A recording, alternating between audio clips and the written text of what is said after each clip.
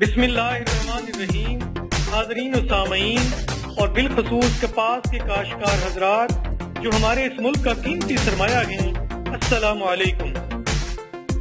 काश्तकार भाइयों, कपास की फसल के लिए मुनासिब मिकदार में बारिश मुफीद होती है, मगर ज़्यादा मिकदार में गैर ज़रूरी बारिशें फसल की पैदावार पर मनफी असरात मुरतब करती हैं, जिसका अंदाज़ा गुज़िश्ता साल कपास की फसल को होने वाले नुकसान से लगाया जा सकता है।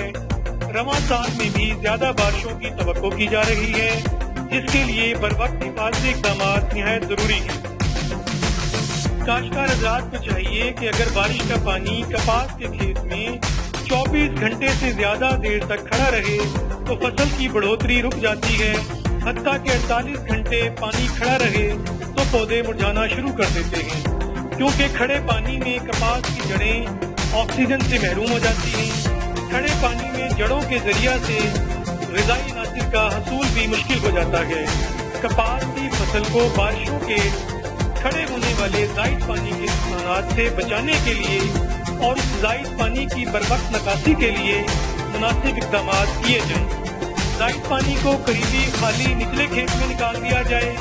अगर बारिशों का ज़ायद पानी कपास के खेत से बाहर ना निकाला जा सके तो खेत के एक तरफ लंबाई के रूप 2 फुट चौड़ी और 4 फुट गहरी खाई खोद कर पानी उसमें जमा कर दिया जाए।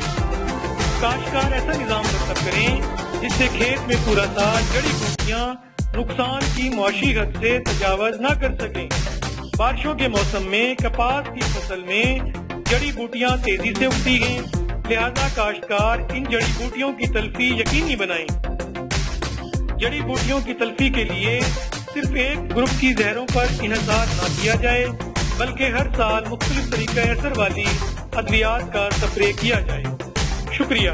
Sajid Mahmood, scientific officer, transfer of technology section, CCRI Multan.